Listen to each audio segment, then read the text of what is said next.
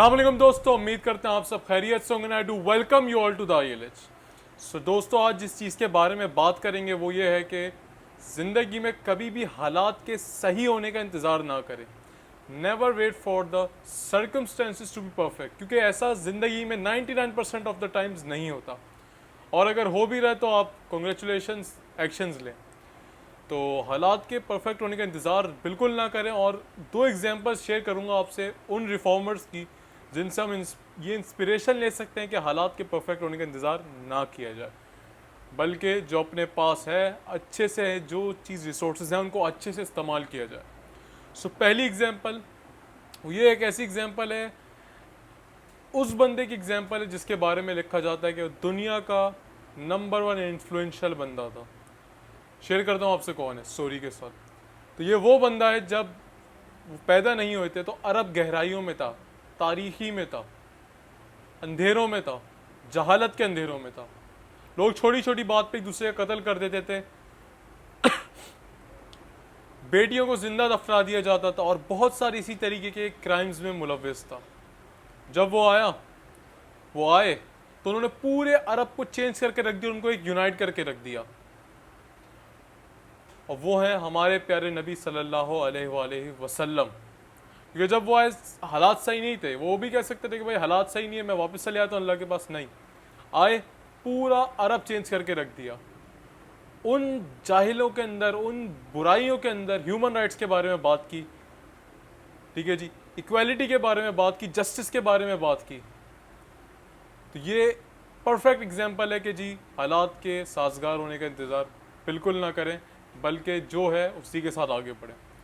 और ये भी इनकम्प्लीट नहीं होगा, ये भी गलत नहीं होगा कि मैं अगर उनको कहूँ कि वो एक लिविंग एग्जाम्पल थे होली कुरान की। दूसरे जो एग्जाम्पल है वो पाकिस्तान की एग्जाम्पल है, और वो भी अपने आप में बहुत बड़ी एग्जाम्पल है। और अगर आप ये आर्ग्यूमेंट करेंगे कि जी वो नबी थे तो हम कंपेयर नहीं कर सकते, बिल्कुल जी कंपेयर किसी से नहीं हो सकता, वो नबी थे। लेकिन ये एग्जाम्पल आपको और जस्टिफाई करेगी कि यार अगर इंसान ठान ले तो सब कुछ हो सकता है। वो क्या खूब कहा इकबाल ने, निगाहें मर्दे मोमिन से बदल जाती हैं तकदीरें। तो दूसरी एग्जाम्पल है जो जिनके बारे में बात करता हूँ, उनकी स्टोरी सुनाता हूँ। छोटा सा बंदा, ख्वाब बड़े, पैसे नहीं, और उसने वो काम कर दिया कि जो शायद सोचना भी बड़ा मुश्किल सा है। वो बंदा, उसने पूरे वर्ल्ड की नंबर 1 सबसे बड़ी एम्बुलेंस सिस्टम को मुतारिफ कराया पाकिस्तान में। ईदी साहब के बारे में कहा जाता है कि वो ये चीज़ अपनी डॉक्यूमेंट्रीज में बड़ी क्लियरली बात कहते थे कि मैं किसी के लिए काम नहीं कर रहा, मैं इंसानियत के लिए काम कर रहा हूँ, मैं किसी मज़हब के लिए काम नहीं कर रहा, मैं किसी रेस के लिए काम नहीं कर रहा, मैं इन सबसे बालातर होकर सिर्फ इंसानियत के लिए काम कर रहा हूँ। और वो भी एक ऐसे, उनके पास कुछ नहीं था। उनकी जो फाउंडर हैं, आप उनका इंटरव्यू सुने, वो कहती हैं कि ईदी साहब के पास पैसे नहीं थे, लेकिन उनके पास ख्वाब बड़े थे। वो कहते रहे, नहीं यार, मैं एक बहुत बड़ी एम्बुलेंस सिस्टम बनाऊंगा, जो लावारिस हैं उनकी लाशों को भी उठाऊंगा, जो मुश्किल में उनकी भी मदद करूंगा। और ये विजन के साथ वो चले थे।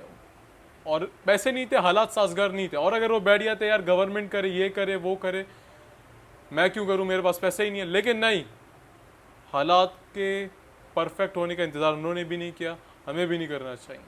सो ये दो स्टोरीज थी, इनके साथ क्लोज करूँगा, और भी स्टोरीज शेयर करूँगा इस तरीके की आप लोगों से। तो याद रखिए जी कि ज़िंदगी में हालात के साजगार होने का इंतज़ार ना करें, बल्कि उठें। क्या पता खुदा इसी चीज़ का वेट कर रहा हो कि ये हालात इसीलिए किए गए हों कि आपको अपने हाईएस्ट पोटेंशियल पे अल्लाह ताला ले जाना चाहता हूँ। ठीक है जी, अपना ख्याल रखें, टेक केयर, अल्लाह हाफ़िज़।